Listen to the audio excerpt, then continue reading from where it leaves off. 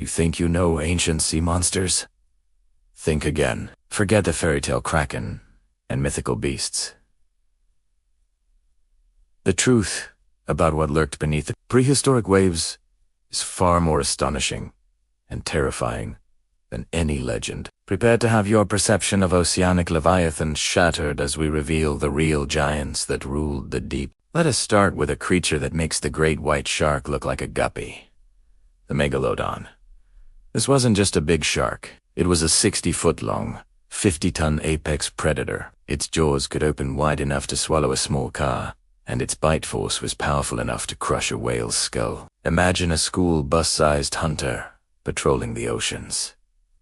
For millions of years, Megalodon was the undisputed king, a true titan whose fossilized teeth, some as large as a human hand, are the only chilling reminders of its reign. But the sharks didn't have the oceans to themselves. Enter the marine reptiles. Before the dinosaurs dominated the land, the ichthyosaurs were mastering the sea. Picture a creature that looked like a dolphin mixed with a reptile, but on a colossal scale. Some species, like the Shastasaurus, grew up to 70 feet long, making them among the largest marine reptiles ever. They were streamlined, powerful swimmers with massive eyes, perfectly adapted for hunting in the deep, dark waters. They were the original torpedoes of the prehistoric world.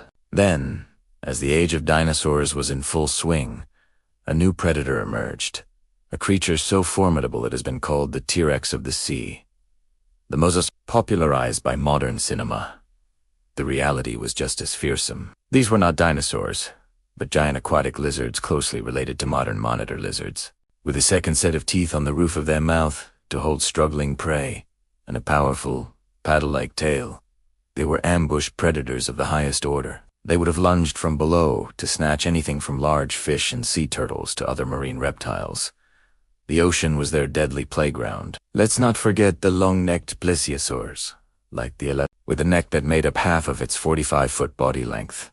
It was a truly bizarre and elegant hunter. For a long time, scientists thought it used its long neck like a snake, striking at fish, but recent studies suggest it was more likely a bottom feeder, using its neck to sweep along the seafloor, ambushing schools of fish and crustaceans from below. It wasn't about speed, but about strategy. Imagine this strange, giraffe-necked creature, gliding silently beneath you. And perhaps one of the most terrifying of all was the pliosaur, specifically Kronosaur. This was the heavyweight brawler of the seas. Imagine a crocodile on steroids, 30 feet long with a head the size of a refrigerator, filled with banana-sized teeth. Unlike the long-necked plesiosaurs, pliosaurs had short, powerful necks and massive jaws.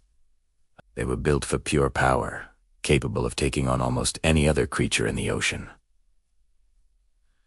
Kronosaurus wasn't just a predator. It was a super predator, a brutal force of nature that dominated the Cretaceous seas.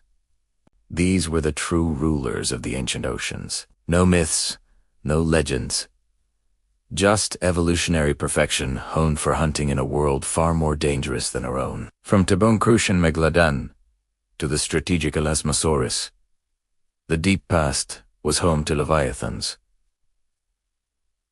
that defy imagination. The next time you look out at the vast, empty ocean, remember what once lurked in its depths. The real monsters are always more fascinating than the fake ones. Thanks so much for joining us on this dive into prehistory. If you enjoyed this journey, make sure to hit that like button, subscribe, and ring the bell so you don't miss our next adventure. See you next time.